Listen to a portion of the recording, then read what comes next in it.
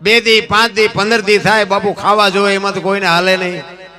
ઘોડાના મોઢાના બાંધવાના પાવળામાં બાજરો ચોટ્યો હોય ખંખેરી ખંખેરીને 2 દી ખાધા અને દી કાઢ્યા. રાણો પ્રતાપ વિચાર કરે આમ તો હારું ક્યાં સુધી જીવવું,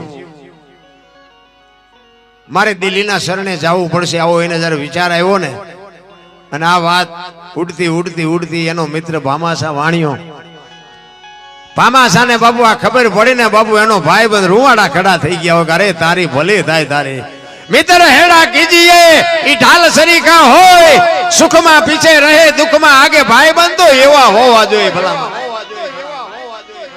હગો હારો નો હાપડે ને મિત્ર મળે જો લબાડ, પત્ની મળે કબાર જતો એળે જો ઉતાર તૈણે પખા મોળા હોય તો ગિરનાર ભેગું થઈ જવાય. ભલામાં વાણિયાનો દીકરો અને સામ સામ રૂવાડા ઉભા થયા. એ કે દરબારનો દીકરો ગરાસ્યો છત્રી અને દિલ્હીના શરણે જવાની વાત કરે છે. એ કે તલવાર હું ન ઉપાડી શકું, પણ એને મારે એક વખત ચેતવવો તો છે જ કે રાણા ખોટું થાય છે, આ કરાય નહીં. એ રાતના સમયે ડુંગરના ગાળામાં એ ભાઈબંધ ભામાશા વાણિયો નીકળ્યો. ગોતે ક્યાં બાપુ, ડુંગરના ગાળામાં ક્યાં ગોતો? વાણિયાનો દીકરો રાતે બાપુ રાડ્યું પાડે, રાણા એ રાણા, રાણા પ્રતાપ એ રાણા. અને આમે ભેખડુમાં બાપુ અવાજ આવ્યો, કોણ? તારો મિત્ર ભામાશા. રે આવ આવ આવ મારા બાપ આવ, તારી તો રાહ જોતો હતો. 2 ભાઈબંધ બાપુ પાડ ભેટ્યા ને 2 બતે ભેટ્યા હો. અને ભામાશા કહે છે કે રાણા મેં તો આવી વાત સાંભળી હતી. રાણાની આંખમાં જળજળી આવી ગયા કે ભામાશા હું એ સમજી શકું છું હું કોણ છું, નહીં મને ખુમારી છે, પણ આમ ભૂખા મરવાનું? એ કે અનાજ જેટલું જાય ને જેટલું જોવે એટલું હું પૂરું પાડીશ, તલવાર હું ના ઉપાડી શકું. હું વાણિયાનો દીકરો, મારું કામ નહીં, પણ અનાજ જેટલું જોઈએ એટલું પોગાડી દઈશ. જો અનાજ હાટું થઈને તું દિલ્હીના શરણે જા ને તો આ ધરતી રાહ તાળ વહી જાય. અરે તું એક ક્ષેત્રાણીના કુખે જન્મ લીધો હોય, માં ભગવતીનું ધાવણ લાજે રાણા, હું તારે જોવે એટલું અનાજ આપીશ, પણ તું અહીંયા જાતો ને બાપ, હું તને હાથ જોડું છું. અને રાણાની કહો મડી તૂટવા, વાહ મિત્ર વાહ, વાહ ભાઈ વાહ, વાહ ભાઈ વાહ. હું જદી મેવાડની ગાદી ઉપર આવીશ તેથી તારું જેટલું દેણું હશે એટલું દૂધે ધોઈને ભરીશ, પણ એ કે તું અનાજ મને પૂરું પાડજે, કે તું ચિંતા કરીમાં એ હું બેઠો છું. અને અમુક સમય જાય એમાં ખરા બપોરનો ટાઈમ છે, સૂરજ નારાયણ માથે છે, ધોમ તડકો તપ્યો છે, 400 સૈનિક ડુંગરના ગાળામાં હુતા છે. રાણો પ્રતાપ હાથમાં તલવાર લઈ અને 400 સૈનિકની ચોકી કરે છે. એ વખતે એક માલધારી સમાજના એક બેન એક ભાઈ બે નીકળ્યા અને રાણાએ કીધું કે અહીંયા આવો, તડકો છે, પાણી બાણી પીવો પછી જાજો. અહીંયા આવીને પછી રાણા પ્રતાપ પૂછે છે કે તમે બે શું હગા થાવ? બેન છે એક ભાઈ છે, બેને પૂછે છે તમે બે શું હગા થાવ છો? તારે જુવાન કે છે કે અમે બે પતિ પત્ની હતા, અત્યારે નથી, અને જો ભગવાન આબરૂ રાખે ને તો અમે પતિ પત્ની થાશું. રાણો વિચાર કરે કે હારું આ કેવું હગું? પતિ પત્ની હતા, અત્યારે નથી, અને પછી થાશું, આ કેવું?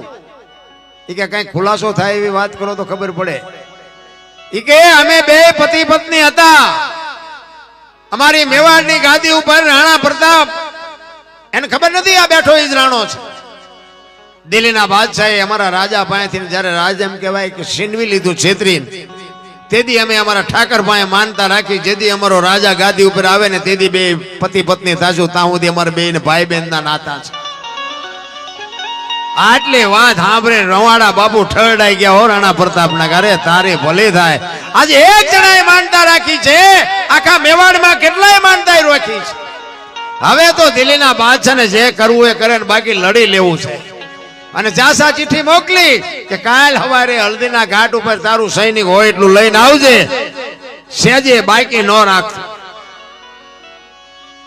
અને એ જાસા ચિઠ્ઠી બાદશાહના હાથમાં આવીને ખાડ ખાડ ખાડ મીડો દાંત કાઢવા. એ કે આ મોતને શું કામ આમંત્રણ આપ્યું છે? અને હાથીની અંબાડી ઉપર ચડીને 22,000 સૈનિકની ફોજ લઈને આવ્યો. આંડીગોરથી રાણો પ્રતાપ એક ચેતક ઘોડા ઉપર, બાપુ જો ખાનદાન જાનવર હોય ને એના ખોળિયામાં જીવ હોય ત્યાં સુધી બાપુ જાનવર તમને માર ન ખાવા દે. એટલી ખુમારી જાનવર. આ તમે જોવો હલ્દીના ઘાટ ઉપર રાણા પ્રતાપનો ઘોડો પૂજાય છે, સદાધારમાં પાડો પૂજાય છે, જમરાળામાં ભેંસ પૂજાય છે, કચ્છમાં દાદા મેકરણનો કૂતરો ને ગધાડો પૂજાય છે. આપણું પાડોશી સારું નથી બોલતા, બોલો કથાડા કરતા બે જ નથી આપણે. એવો બાપુ ચેતક રાણાની રાંગમાં અને આમ બરોબર હુરજ નારાયણ કોર કાઢે ભલે ઉગ્યા ભાળ ભાડલ તું હારા ભામણા જીન મરણ લગમાળ ઈ રાખજે કસબ રાવળ જળાળ જળાળ કિરણો મીડો પાથરવા. અને આમ 22,000 સૈનિકની ફોજ લઈને બાદશાહ આવે, આની કોરથી ચેતક ઉપર બે અને રાણો આવે અને બે બાપુ નગારે ઘા પડે ને પછી યુદ્ધની જે તાળા પાડી બોલી છે, તલવારોની તાળીઓ મંડી પડવા અને રાણો પ્રતાપ એક એક ઝાટકે 5 ના માથા મીડો પાડવા. ઓ ભાઈ એવું ઘમસાણ યુદ્ધ જામ્યું. દિલ્હીનો બાદશાહ હાથીની ઉબાડી પર બેઠો બેઠો વિચાર કરે છે કે વાહ રાણા વાહ વાહ, તારી જનેતાને ધન્યવાદ દેવાય. હું આ 22,000 ને રોટલા દઉં છું, પણ તારા જેવા જો મારી પાસે દ હોય ને આખા હિન્દુસ્તાનમાં કોઈને રાજ ન કરવા દો. વાહ ક્ષત્રાણીના કુંવર વાહ, શું તારા મારે વખાણ. બાપુ ખા કરતા આવડે તો દુશ્મનને વખાણ કરવા પડે. રાણા પ્રતાપને એમ થયું કે આ બધા મરે છે તો નિર્દોષ મરે, આમાં ડખો તો બાદશાહનો મારો